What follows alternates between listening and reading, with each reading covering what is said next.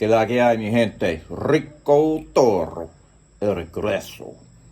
Sanky Panky, Western Union, Caribe Express, Rico.t.toro, el regreso. Snapping necks, cashing checks. Esto es lo que hay. So, all right. Coming up on 1 year here in Dominican Republic. So I'm going to kind of tell you my story. Shout out to all y'all. Shout out to those guys coming down, showing love. Appreciate that. I never ask for anything. I just like making new friends. And this friend here of the channel calls himself Boricua Mitch. Met him briefly and, ran into him another time and due to him from the jump, he's got me an official Yeti cup. So shout out to him. I don't like when people say they're like a follower or something. I don't really like that. I'm too humble for that. I'm a grown ass man, and to me, friends of the channel. I consider you all friends of the channel. So, shout out to y'all. So, anyway, I'm actually sitting on my former neighbor who just moved the other day, her porch, because it seemed like a well-lit, good place to just chill for a minute outside. She's Dominican, a little bit older, no spring chicken, married to a gringo from the U.S. And I met the guy once, like 8 months ago. Haven't seen him since. But as you can imagine, some of these situations or many of them don't end well. I'm not passing judgment. It is what it is. Esto lo que hay. Tú sabes con la fiesta. So, I figure I'd go on in my year in review, kinda. So, this time last year, I was sitting in almost a damn near empty apartment in Orlando, Florida, after being there close to 6 years. And I sold everything and was giving away the last of the stuff. And all I had basically was my clothes were just about packed. I had to clean up the apartment and get someone to come pick up the sofa. Was basically watching TV or just videos from my work laptop at that point, just waiting to go. And you know what? There was a lot of emotion. I was excited, I was nervous, and I was terrified whether or not I was making the right decision or not. But here we are coming up on a year later, and I can't argue with the decision. Like at first I was like, well, if human resources or the work situation, something comes out that I need to get back to the States or whatever, to keep my job or whatever, I would have went right away. But as time went on, after like 6 months or so, I was kind of like, nah, I would just cash out and take my chances, roll the dice on me. So here we are. So yeah, October 11th to be exact, which was a Friday. I had that's when my one-way flight for Puerto Plata brought me here. And then, at that time, everything was still open. Merengue, Clásicos, the strip was pretty live still. They were talking about a lot of things, but nobody knew for certain what was going to happen. There was different theories, different predictions of what was going to happen with the strip as we knew it, the shutdowns. And then about 3 weeks in, I'm just crossing the street, middle of the day, sober, from the barbershop, and turn my head for some reason and misstepped basically between the street and the curb. And there's always extra space between the curb and the streets in that area. It's just rough walking if you're not paying attention. And next thing I know, I'm on the ground like in agony. And I think that was the first time like I ever like broke a bone in my foot or had a real serious like lower body injury. I mean, I've had my shoulders worked on, my back worked on, broken arms, but first serious lower body injury. And it didn't feel like the typical sprained ankle from like playing football or basketball that, I used to get like when I was a teenager. So I was nervous about that. That was one little thing. And then a couple days later, my first set of friends from the States, since I had moved here, came to visit. And one night we're hanging out, and the place Mateo had before, Mateo's Midtown restaurant, which was part of Las Palmeras Hotel. And we're sitting in there having dinner. It's like 10 p.m. and we're talking. We're gonna go to Merengue next, which Merengue was my spot. That was my chill spot. So next thing you know, Sosua just went dark. It just went dark, like quickly, and we're like, wow, what just happened? What just happened? And we kind of walk out to the streets, and people told us how basically the police or the military just went in the bar. They killed the power and just went in the bars and just raided everybody, pushed everybody outside or whatever. And that was the first shutdown, at the old mayor's regime. So that night we just sort of, hopped in they had a car, so we went over to Playa Chiquita to the casino. And that was sort of the start of the initial shutdowns. So, then we go through that for a while, and Thanksgiving comes around, and I went home to the States. I was in Virginia, see family for a quick week, and then I was back here. It was really sweet the first time actually going back and not having to think about where I was going to stay when I come back here to Sosua. It's like, okay, I don't need to book a room or nothing. I got my keys. I could just come straight from the airport to my apartment. First time, I ever experienced that, I mean, it was similar when I moved here because the landlord met me at the front door because I'd already sent him a deposit on the place before I moved down. But normally I wouldn't do that. But I met him in person on a prior visit months before, so I felt pretty good about the situation, and ran into him and met up with him several times, like even before the end of that trip, because him and his family just happened to live close to the Airbnb I was staying at that time. So anyways, came back, and then we're going through the holidays or whatever, and since there was the shutdown, that's when, of course, Envy became the main night scene party spot, and then the Casino Playa Chiquita became like the late night spot. So, we're making the best of that. So then, it's like pretty much everybody's used to that. January, the new year kicks in. February, I turned 50. So, and coincidentally, it was on Super Bowl Sunday. So, yeah, I'm giving y'all my personal information, I guess, if you do the math. But I knew from when I turned 40, which I was in Sosua when I turned 40, it was a couple days away from the Super Bowl back then in 2010. I knew that I wanted really no parts of Sosua during Super Bowl Sunday. Like, I don't know, I just, to me, everything just seemed overhyped and overpriced, and, I don't, and it just takes that when I think of super extreme, like,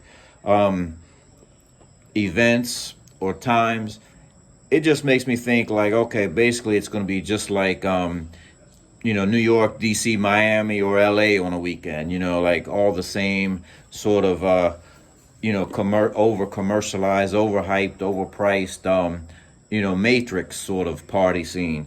And, I didn't want to do that, like, for my big 5-0, and I saw too much of that when I turned 40.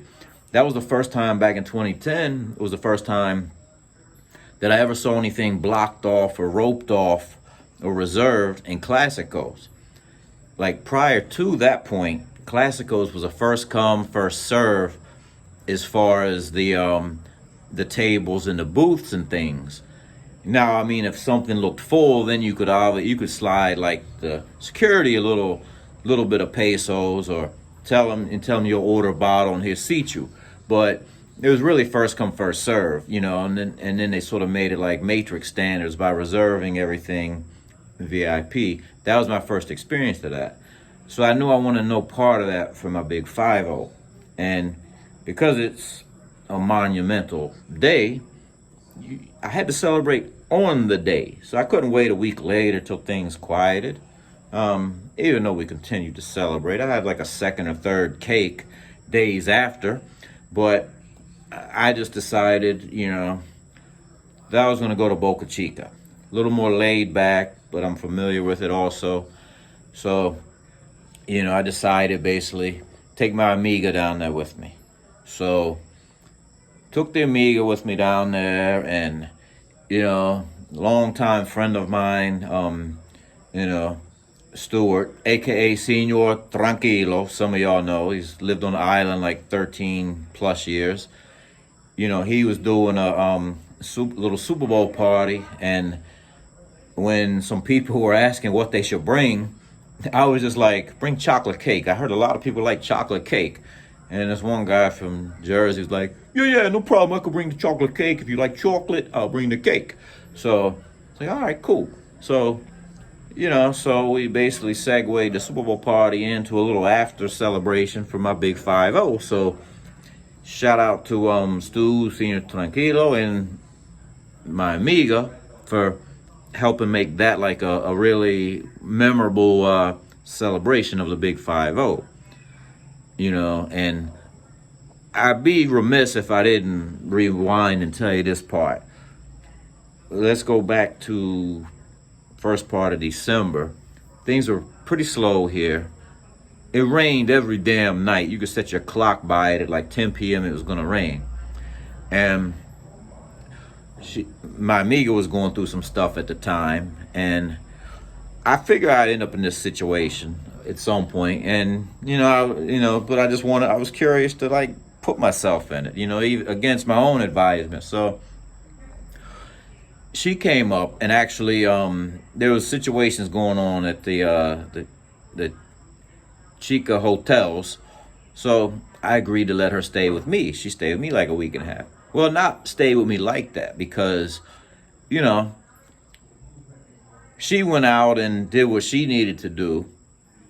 Meanwhile, I was at home and managing things the way I needed or wanted to manage them or whatever. And, we basically like two passing ships in the night, connect as we connect. And that's kind of like the subject of one video I did, the dark side, the drama that a lot of people never see. It was a video I did a while ago, which happened to be my most watched one. So anyways, next thing you know, shortly after my birthday, next thing you know, and this is when 2020 just took a turn, not to be Debbie Downer, doom and gloom, but it's like all of a sudden Kobe Bryant passes. And then, I wasn't the first person to start following the news about the whole virus situation. But, like some people like predicted what would happen, it was coming or whatever. This was like early March. Well, I had booked a flight already to go back to the States in March for, like 10 days. So I went to Florida to go to the VA, just get some, I have a retina specialist there to check my eye condition, supposed to see twice a year. So I went there to do that. Then I bounced up to Virginia, see pops and my sister for a little bit. But soon as I got into the States, though, it's just like the news, the media, everything over this whole like virus thing started like just going bananas, and my anxiety levels went up to like 110, and so I was like, man, I'm not gonna make it here. I'm not gonna last the whole time, this whole 10 days. I don't know, something's gonna happen. And next thing you know, I'm in Virginia a day or two, and then they closed the borders to Europe. And by this time it's like Monday, and I'm not scheduled to leave until the Friday. I don't remember the exact date, but I remember specifically I was like, you know what, I'm gonna feel bad like cutting my pop short. I didn't even get a chance to visit one sister because she was going through, she was sick or going through something at the time as well. And so I booked my flight for like the next day. And I was really glad I did because, well, once I got back here to Sosua, I had like a day, and then the next day, all of a sudden, the quarantine went into effect. All of a sudden, everything was shutting down. I had one night to hang out, 1 or 2 nights to hang out. The quarantines happened. All of a sudden, just the pharmacy and supermarkets and essential businesses or services were open. So, and then a couple days later, which was that Friday, I was originally scheduled to come back. All of a sudden, that's when the borders closed. So if I would have waited till that Friday, I would have been stuck for till July, I guess. So, now, we get back here basically, and April, May, different curfew changes. Not gonna get into the details. You guys know sometimes 5 p.m., sometimes 7 p.m. Eventually, other things open up. Food for carry out, but not eating. All the whole process. Bars later opened up, but only at hotels. Blah blah blah. So, all right, July the borders open up. Decent amount of people start coming in. And kind of August, same thing. Labor Day, September, had a pretty decent amount of people. And then now October seems like, after Labor Day, seems like a little bit slower or whatever. And then I think a lot of guys now, just had a few friends come recently. Shout out to this brother Bill from Canada, by the way. He's a young dude on his rookie trip, reached out to me, and I kind of guided him through a little bit of his first day maneuvering, so things would end up kind of safe and well for him. In which I used to enjoy training the rookies, but I gotta say, man, that shit is stressful now. I don't. There's no more Toro training class. But anyways, he's here enjoying himself, his first trip, and hopefully continues to stay safe and healthy, and so just one little back note. For the most part, like most guys I know, the whole time during quarantine, when it was really serious, when there was no Wawas, no Carritos, no Caribe tours, no Metro bus, no traffic coming in and out of Sosua for a while, a lot of guys are playing it really safe, and as well as girls, it really was a ghost town, and like you've never seen. And I stated before, I kind of by my definition, I was faithful. I had my former number 2, which basically my big 3 was established. My top 3 contractors, that was established sort of right upon I arrived. Just some that I had known for like a year or more, which I'm still cool with all of them. But my former number 2, there's no numbering. There's just me and whatever. But the former number 2 became like my main squeeze. Like she'd come once a week, during the quarantine, cook a good meal. I just had to pay regular taxi fare to get her here, which regular for them out in sort of, excuse me, Puerto Plata was like 400 or 500 pesos. No big deal, considering. So $9. So anyways, here we are, coming up on a year. Gonna do a little celebration this weekend. I don't know how it's gonna go. It could either be a complete bust, or it could be just like an uncontrollable mess. I really don't know, because you invite 50 people, maybe 20 show, maybe 10 show, and then 40 show at the last minute. You just never really know.